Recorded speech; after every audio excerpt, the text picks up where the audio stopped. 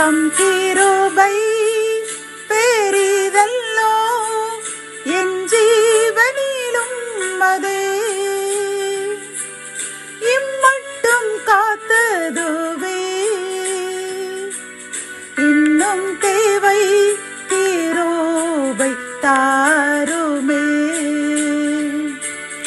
இன்னும் தேவை கிருபை தாருமே. கர்த்தருக்கே மகிமை உண்டாவதாக. சேனைகளின் கர்த்தர் ஊழியத்தின் மூலம் 27/5/2024 இன்று நாம் அறியவிருக்கும் கிருபையின் வார்த்தைகள் ஆதியாகமம் 12ஆம் அதிகாரம் 1ஆம் வசனம். நான் உனக்கு காண்பிக்கும் தேசத்திற்கு போ. கத்தோலிக்க வேதாகமத்தில் நாம் பார்த்தோமானால் நான் உனக்கு காண்பிக்கும் நாட்டிற்கு செல் என்கின்றது. இந்த கிருபையின் வார்த்தைகள் மூலம் கர்த்தர் நமக்கு கூறும் ஆலோசனையும் அறிவுரையும் என்னவென்றால், நான் உனக்கு காண்பிக்கும் தேசத்திற்கு போ. அதாவது நீ நினைக்கின்ற அந்த காரியங்கள், நீ நினைக்கின்ற அந்த செயல்கள், நீ விரும்புகின்ற அந்த காரியங்களை விட்டு நான் உனக்கு சொல்லுகின்ற அந்த இடத்திற்கு போ. நான் சொல்லும் காரியத்தை செய், நான் சொல்கின்றபடி நட என்று கர்த்தர் அவர் சொல்கிறபடி அவர் விருப்பப்படி நாம் செய்ய கூறுகின்றார். நாம் நினைப்போம் கர்த்தர் இந்த இடத்திற்கு நாம் ஒரு காரியத்தை முயற்சி செய்து கொண்டே இருப்போம், அது நமக்கு தோல்வியில் முடியும். காரணம், கர்த்தர் நமக்கு அந்த காரியத்தை தரவில்லை. அந்த செயல் கர்த்தருக்கு பிரியமற்றது. அதைவிட வேறு செயல், வேறு காரியங்கள், வேறு முயற்சிகள் நம்மை செய்ய வேண்டும் என்று அவர் விரும்புகின்றார். ஆகவேதான் அந்த நாம் நினைக்கின்ற காரியம் தோல்வியாக முடிகின்றது. இதை நாம் உணர்ந்து விட்டு அந்த காரியத்தை, நாம் நினைக்கின்ற காரியத்தை விட்டு கர்த்தர் நமக்கு என்ன சொல்கின்றார், எங்கு செல்ல சொல்கின்றார். அதாவது இந்த இடத்தில் பார்த்தோம் என்றால், ஆபிரகாம் அவர் ஊர் என்னும் கல்தேயர் தேசத்தை சேர்ந்தவன். கர்த்தர் அவனை பார்த்து, நீ உன் 12ஆம் அதிகாரம் 1ஆம் வசனத்தில் கர்த்தர் ஆபிரகாமை நோக்கி, நீ உன் தேசத்தையும் உன் இனத்தையும் உன் தகப்பன் வீட்டையும் விட்டு புறப்பட்டு நான் உனக்கு காண்பிக்கும் தேசத்திற்கு போ என்று கூறுகின்றார்.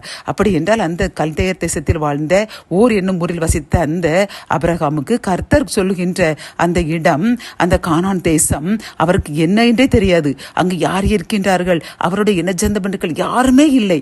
ஆனால் கர்த்தர் அங்கே செல்ல சொல்கின்றார். உடனே அவன், நமக்கு யாரும் தெரியாது, ஆனாலும் கர்த்தர் என்னை போக சொல்கின்றார் என்று அங்கு புறப்பட்டு போனான். போன உடனே போகும்போது கர்த்தர் என்ன கூறினார் தெரியுமா? நீ அங்கே செல். 2ஆம் வசனத்தில், நான் உன்னை பெரிய ஜாதியாக்கி உன்னை ஆசீர்வதித்து உன் பேரை பெருமைப்படுத்துவேன், நீ ஆசீர்வாதமாக இருப்பாய், உன்னை ஆசீர்வதிக்கிறவர்களை ஆசீர்வதிப்பேன், உன்னை சபிக்கிறவர்களை சபிப்பேன், பூமியில் உள்ள வம்சங்கள் எல்லாம் உனக்குள் ஆசீர்வதிக்கப்படும் என்று வாக்குத்தத்தத்தை கொடுத்தார். அதன்படி ஆபிராம் தனக்கு ஒன்றுமே தெரியாத போதிலும் கர்த்தருக்கு கீழ்ப்படிந்து அந்த தேசத்திற்கு போனான். கர்த்தர் கூறின அந்த 7 ஆசீர்வாதங்களையும் பரிபூர்ணமாய் பெற்றுக்கொண்டான். அவன் சந்ததியும் அந்த ஆசீர்வாதத்தில் வாழ்ந்து செழித்திருந்தார்கள். ஆகவே அன்பு சகோதரனை, சகோதரியே, கர்த்தர் இன்று உன்னை பார்த்து, நம்மை பார்த்து கூறுகின்றார், நீங்கள் நினைக்கின்ற அந்த காரியங்களை விட்டுவிடுங்கள். உங்கள் மன விருப்பத்தின்படி இப்படி செய்ய வேண்டும், அப்படி செய்ய வேண்டும் என்ற காரியத்தை விட்டுவிட்டு நான் உங்களுக்கு என்ன சொல்கின்றேனோ அதன்படி செய்யுங்கள். முதலில் உங்களுக்கு அது இது எப்படி நடக்கும், இது செய்தால் எனக்கு காரியங்கள் வாய்க்காது, இது ஆசீர்வாதம் மற்றதாக தோன்றுகிறது, இதில் ஒரு பயனும் இருக்காது, இந்த தொழிலில் லாபமே இருக்காது அப்படிங்கிற நினைப்பீர்கள். ஆனால் நான் உங்களுக்கு அந்த காரியத்தில் நான் சொன்னபடி செய்யும் பொழுது உங்களை பெரிய ஜாதியாக்கி ஆசீர்வதித்து பெருமைப்படுத்தி உங்களை அந்த தேசத்திற்கு அதிபதியாக உயர்த்துவேன் என்று வாக்கு கொடுக்கின்றார்.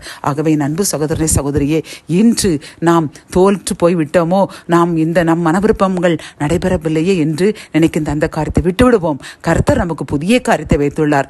அவர் சொன்னபடி செய்வோம். ஆசீர்வாதங்களை ஆபிரகாமை போன்று அளவில்லாமல் பெற்றுக்கொள்வோம். ஜெபம். என் தகப்பனே, இந்த அருமையான வேளையில் ஆண்டவரே, நீர் எங்களுக்கு கூறின இந்த ஆசீர்வாதமான வார்த்தைக்காக நன்றியப்பா. நீர் கூறுகின்றீர்கள், நீ நினைக்கின்றபடி அந்த காரியத்தை நல்லதல்ல, நீ நினைக்கிறது உனக்கு ஆசீர்வாதம் மற்றது. நான் உனக்கு சொல்லுகின்ற அந்த காரியத்தை செய், என் மன விருப்பத்தின்படி செய், நான் கூறும் ஆலோசனையின்படி செய்.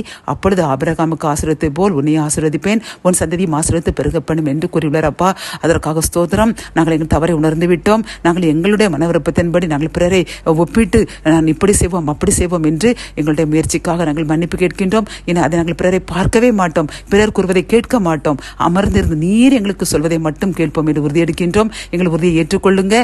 அதன்படி எங்களையும் எங்கள் சந்ததியும் ஆபிரகாமை போல் ஆசீர்வதியுங்க. மீட்பர் இயேசுவின் மூலம் ஜெபம் கேளும் நல்ல தகப்பனே, ஆமென்.